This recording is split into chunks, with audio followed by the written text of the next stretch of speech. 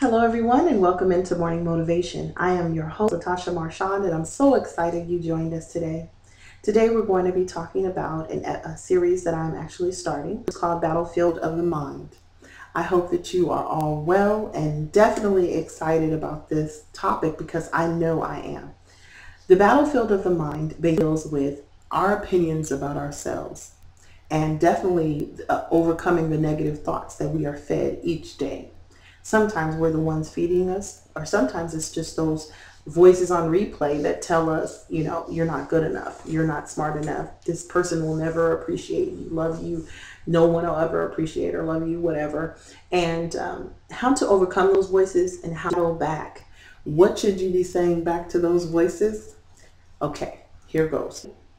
No! And you should be screaming it to the top of your lungs. I cannot tell you how many times I have talked to people and the people that you just don't think have these insecurities, any insecurities. And we all have them. We all have our fear factor, as they call it. And it is truly, truly, truly liberating and emotional and wonderful when you overcome them. The battlefield of the mind starts by first, to overcome the battle of the mind, the thing you want to do is identify. That's number one. That is key. Identify where these thoughts and beliefs about yourself came from. Where did they come from? Once you find out where they came from, then you're ready to kind of move on to step two. Identify what, not identify, to talk about how they how they are affecting you right now in the situation that you're in. How are these thoughts affecting you? And then I want you to start to think of how you are manifesting, how all of these beliefs are coming out in your life. Like maybe you're showing some very disturbing behaviors or detrimental behaviors to yourself or to others. Maybe you're not. Maybe you're just a person who holds everything in and you're truly just detrimental to yourself and you're hurting yourself. Now, I don't mean, because some people's thoughts and things like that, they can run a little deeper. So if you're having any thoughts of suicide or anything like that, I definitely suggest that you contact a professional and that you let someone help you right now, because that is very a scary place to be in for not only you but the people who love and care about you. So I will say that first. But if you're a person who is just anxious, depressed, you hear it all the time, guilt, shame, all those things, and you're just walking around and you're so hurt or offended or affected by everything that's going on with you emotionally, then it's time for you really to start making your list. And what is your list? Your list is going to be the things that you believe about yourself to be true. And whether it's good or bad, I want you to write it down. What is the one thing you know about yourself that's true? Okay, what else do you know about yourself that's true? Just start making a list. List everything, whether you want to or not, whether it's embarrassing or not. And you keep that list for yourself. And I challenge you to every negative that you put on that page, I want you to come up with some sort of positive. I don't care if it's the smallest positive in the world. It will be huge when it comes to your recovery. That is the second thing that I want you to do.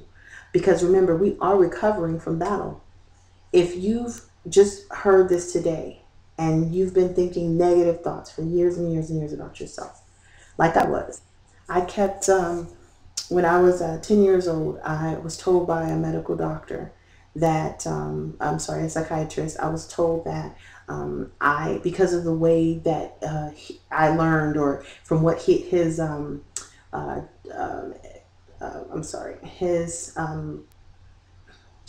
diagnosis of me, from him observing me, what he got from me is that I learned basically from repetition. And if I did any kind of job, it should be a factory worker or something like that. And I never should try to challenge myself to do anything beyond that. Repetition is what he told me. Do something repetitive. He even said the words, she needs to like stuff pillows or do something very repetitive.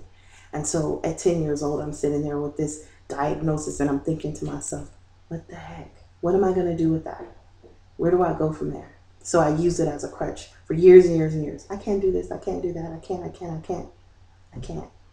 And then I met a teacher in the 11th grade who turned everything around for me. In 11th grade, she was English teacher, and I loved English more than any other class in the whole world. I loved English, and she was a outdoorsy lady. She was really such a sweet, nurturing person without being motherly nurturing. She was very just nurturing, and she cared. And she didn't watch TV, and she would come in and tell us these stories because she would like go bike riding, mountain bike riding, or just lived a very outdoorsy, natural life. And I just looked up to her and admired her so much. And I never remember, I don't think I've ever told her, I don't even know, where she would be, but she doesn't know how much she affected me just from that. So, but she sparked that in me to where she told me, you know what, you don't have to live just because, you don't have to live that way just because someone told you what they think you can do. You can show them different.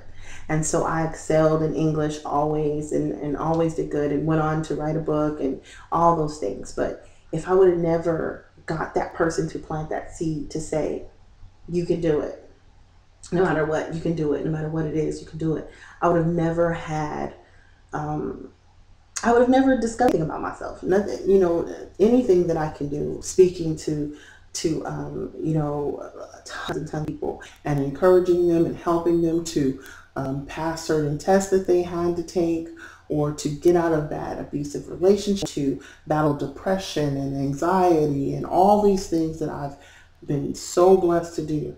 I would have never known it. So I just want to tell you guys, it starts with your list. Please, please, please stay on the battlefield for your own self-preservation. Definitely stay tuned and keep watching, because I'm telling you, Morning Motivation is going to be the show that you have to put on every single day, and you will be inspired and encouraged to just keep going, and just know that things are never as bad as they seem. I promise, okay? Take care of yourselves. Don't forget to like and favorite and rate this video. And I'm just so excited about our first episode, okay? And stay tuned for more on the battlefield of the mind, okay? Thank you, guys.